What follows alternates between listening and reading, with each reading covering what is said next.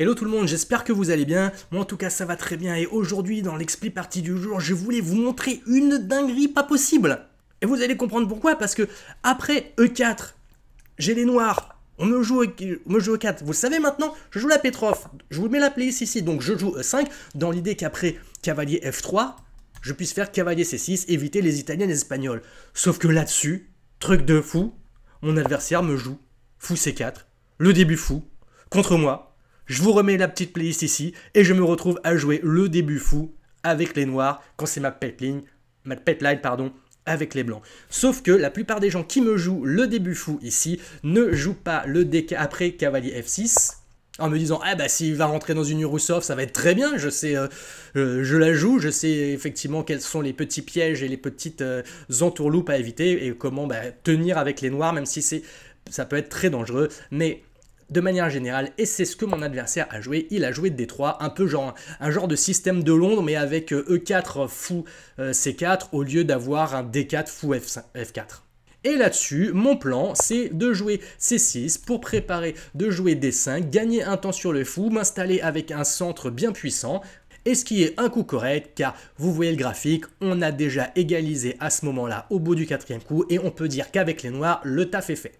D'ailleurs, c'est aussi pour ça que je préfère le D4 au D3 pour rentrer dans des Urusov, des transpositions de Max Lange, parce que même si probablement que les noirs peuvent tenir et conserver l'égalité, ça reste quand même vachement plus difficile à jouer. Ils doivent subir des attaques, subir des possibilités tactiques, alors que là, au final, les noirs se retrouvent dans un jeu tranquille parce qu'ils vont gagner des temps sur le fou, gagner du centre, et au final, finalement, en initiative, on n'est pas sûr que ce soit les blancs qui les gardent.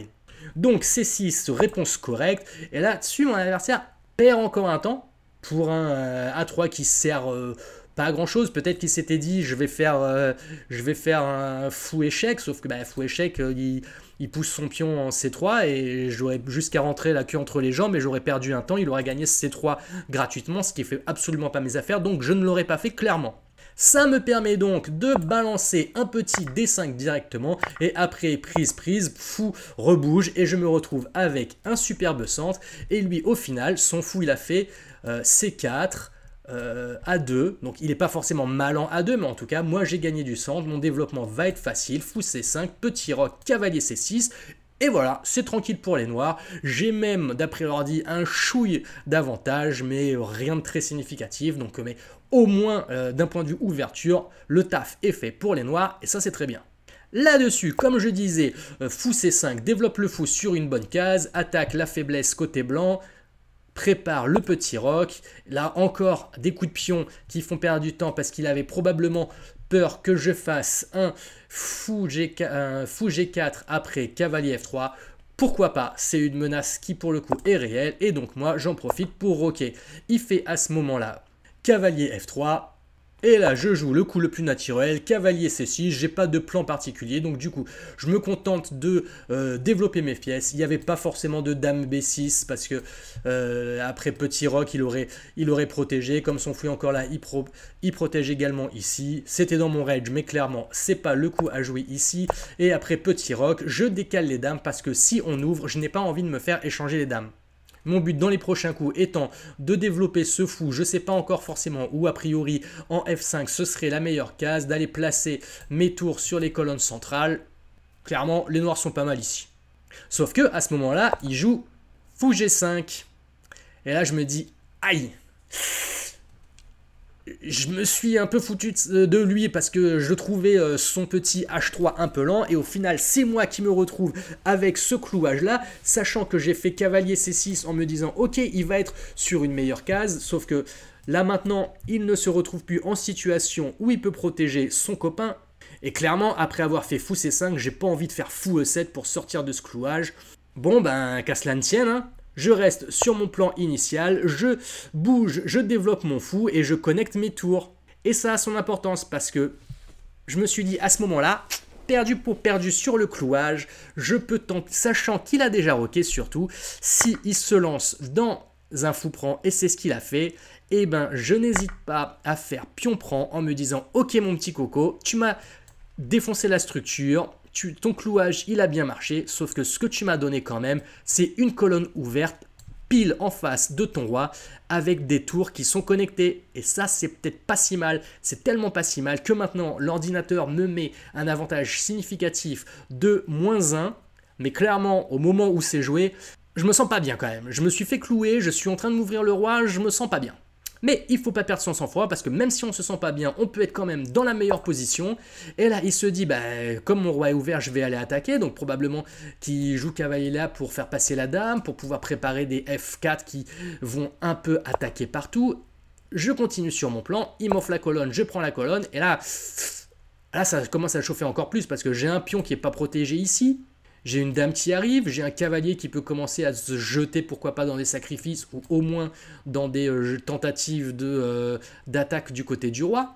Mais focus, je reste sur mon plan, les tours devant la colonne ouverte et là, petite lenteur affichée.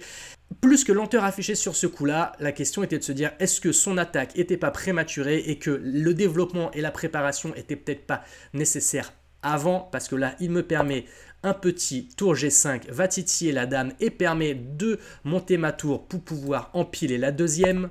Sur quoi, il met un petit dame H6, menace le pion et au final, ben, comme je disais tout à l'heure, je savais pas trop comment défendre ce pion-là. Je voulais pas faire du fou F5 parce qu'en plus, il est bien, il participe à l'attaque. Je pouvais faire de la dame ici, mais là pareil, elle participera probablement mieux à l'attaque sur cette diagonale-là. Donc, ben perdu pour perdu. Je fais coulisser l'autre tour. Et après, dame prend et tour bouche. J'ai une tour clouée, la dame qui est sur ma tour, un cavalier qui va arriver. Je me sens vraiment pas bien. Et leur dit mais -5, position écrasante pour les noirs. Donc comme quoi, il faut vraiment pas paniquer. Il faut garder son sang-froid et continuer à tenir, à regarder les enjeux de la position et les possibilités de calcul. Parce que là, mon adversaire voit qu'avec sa dame toute seule et le cavalier qui lui pareil est tout seul, s'il fait là, je l'échange allègrement et je continue mon attaque sur son roi. Il se dit, ok, je vais bouger mon roi, éviter les clouages parce que c'était la menace qui arrivait juste derrière. Sauf que ça me laisse la possibilité d'un petit E4 sur échec. Et après, je 3 couvre. L'ordi dit, tour prend absolument pas reprenable parce que après, dame prend, roi bouge, c'est mat forcé. Donc au final, il serait obligé de donner la dame pour la tour. Et ouais, et on voit que c'est pas jouable. Sauf que malheureusement, je ne l'ai pas vu et je suis allé au plus matérialiste possible parce que après son petit G3, je fais un fou D4 et la dame va être enfermée parce que si dame bouge ici, il y a fou ici. Et donc il va être obligé au pire de la sacrifier sur la tour. Mais la dame pour la tour, ça c'est facile à gagner. Et du coup, après fou G4, il a pris le pion en se disant bah peut-être juste il n'avait pas vu. Et après prise de la dame par le fou, c'est le moment qu'il a choisi pour abandonner. Merci monsieur dame. Bon, j'espère que cette petite partie vous a plu parce que c'était une dinguerie. Me jouer le début fou à moi, c'est n'importe quoi. C'est se mettre dans des difficultés dès le départ, j'ai envie de dire. Néanmoins, je fais le malin ici, mais il y a un moment dans la partie où j'ai pas fait le malin. Quand mon roi a commencé à se faire ouvrir, que la dame, elle est arrivée, je suais un peu à grande goutte, même si j'ai essayé de tenir, de rester sur mon idée, et l'ordinateur a prouvé que c'était un bon choix tactique, voire même une position gagnante écrasante, même si parfois les impressions ne sont pas vraiment significatives de la réalité. Bon, en tout cas, n'hésitez pas à me dire ce que vous en avez pensé dans les commentaires. Hein. Comme d'habitude, le petit pouce, l'abonnement et surtout le partage, ça m'aide et ça fait plaisir. Pensez également à la petite cloche pour ne rien rater. Et en attendant, je vous souhaite une bonne journée, des bonnes parties. C'était Fred Camaro. Out.